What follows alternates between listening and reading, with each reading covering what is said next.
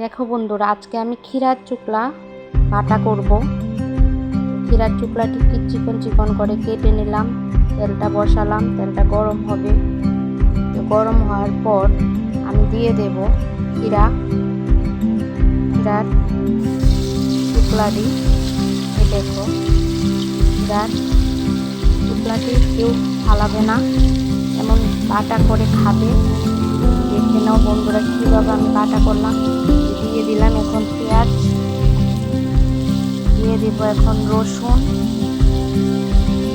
দেখো রসুন, তারপর আমি এগুলি নাড়া দেব। এবার আবার দিয়ে দেব মরিচ, ঝাল হওয়ার জন্য। ঝাল না হলে তো বাটা ভালো লাগে না। তারপরে আমি দিয়ে দেব স্বাদ মতন কত লবণ, আন্দাজ করে দেবে। তারপর আমি কালারের জন্য একটু হলুদ দিয়ে দিলাম।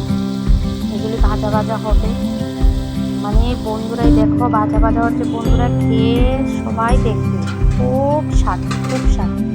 তো দেখো আমার মাছ লেজা খেতে চায় না, আমার হাজব্যান্ডই লেজা খায়। আমি তো আজকে আর লেজাটি হাজব্যান্ডকে দেবো না, পাতার সঙ্গে দিয়ে দিই, খাওয়া হয়ে যাবে। দেখো পাতাটা ভাজা হয়ে যাচ্ছে। দেখো ভাজা খুব সুন্দর করে ভাজলাম।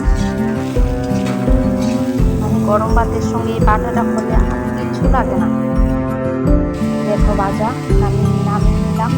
এবার ধনিয়া পাতা দেবো। ধনিয়া পাতা দিয়ে একবারে বাটার মধ্যে বেটে বাটাটা করবো। দেখো বাটাটা কেমন হলো বন্ধুরা বলবে সবাই।